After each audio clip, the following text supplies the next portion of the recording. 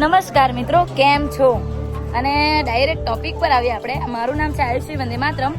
અને બીજી વાત કરીએ તો આજના ઘોર કલયુગમાં જ્યારે માનવી પોતાનો જ સ્વાર્થ જોઈ છે ત્યારે એક એવો માણસ છે જે ગુજરાતના ખેડા જિલ્લાના વસો તાલુકાના નાનકડા અમતા લવાલ ગામમાંથી બહાર નીકળી આવે છે અને તેની જ સાથે એ બનાવે છે એક વૃદ્ધાશ્રમ. એ પોતાનો સ્વાર્થ બિલકુલ જોતો નથી અને એક વૃદ્ધાશ્રમ, એક સંકુલ બાળકોનું રહેવાનું કે પછી એક દિવ્યાંગ આશ્રમ બનાવે છે અને હજારો નિરાધાર લોકોને આશરો આપે છે, બાળકોને ભણાવે છે, વૃદ્ધોને પ્રવાસ મોકલે છે, તેમજ ઘણી બધી પ્રવૃત્તિઓ કરાવે છે. તેવા મહિપતસિંહને મારા 100 સલામ. એટલે કે અમારા બાપુ છે અને આ બધું હેન્ડલ કરે છે. અને અત્યારે આપણે આવી ગયા છે આપણા ધરતીનો છેડો વૃદ્ધાશ્રમમાં. અને તમે મેનુ તો જોઈ લીધું, જોરદાર મેનુ છે આજે. તો આજે દાતાશ્રી પણ આવ્યા છે, તો આપણે દાતાશ્રી જોડે વાત કરીએ સમય બગાડવા ના કરતા. તો આ છે શાહ ફેમિલી જે અમદાવાદ અને મુંબઈથી આવ્યા છે. તો આજે એમના તરફથી આપણા સમગ્ર બા દાદાને ભોજન છે. તો આપણે અમને પૂછીએ, તમને અહીં આવીને કેવું લાગ્યું? સારું લાગ્યું. તમને અહીં કેવું લાગ્યું? ખૂબ સરસ છે, ખૂબ સરસ. અને તમને અહીંની બધી વ્યવસ્થા કેવી લાગી? બહુ સરસ વ્યવસ્થા કરી છે.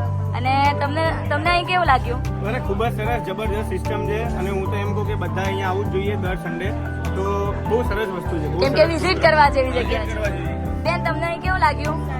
સરસ લાગ્યું. અને આવા લોકોને જોઈને તમને કેવો અનુભવ થયો? ખૂબ જ ઇન્સ્પિરેશન મળે છે અને બીજાને બી મોટિવેટ થાય કે આવા સારા કાર્યો. તો thank you so much Shah family. અને આવી રીતે તમે પણ આવી શકો છો.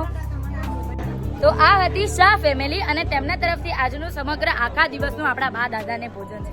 તો થેન્ક યુ સો મચ. અને તમે લોકો પણ અહીં આવવા માંગતા હોય અને યોગદાન આપવા માંગતા હોય તો સ્ક્રીન ઉપર નંબર અને એડ્રેસ દેખાઈ રહ્યો છે, તેના પર 76 પર તમે કોલ કરી શકો અને ભોજન બુક કરી શકો છો. તો આપણે મળીએ જ છીએ અને ઘણી બધી વાતો કરીએ છીએ. તમે અહીં આવી જાઓ, આપણે હજી પણ ઘણી બધી વાતો કરશું. તો આજના માટે આટલું જ. અને જૈન ફેમિલીને ખૂબ ધન્યવાદ.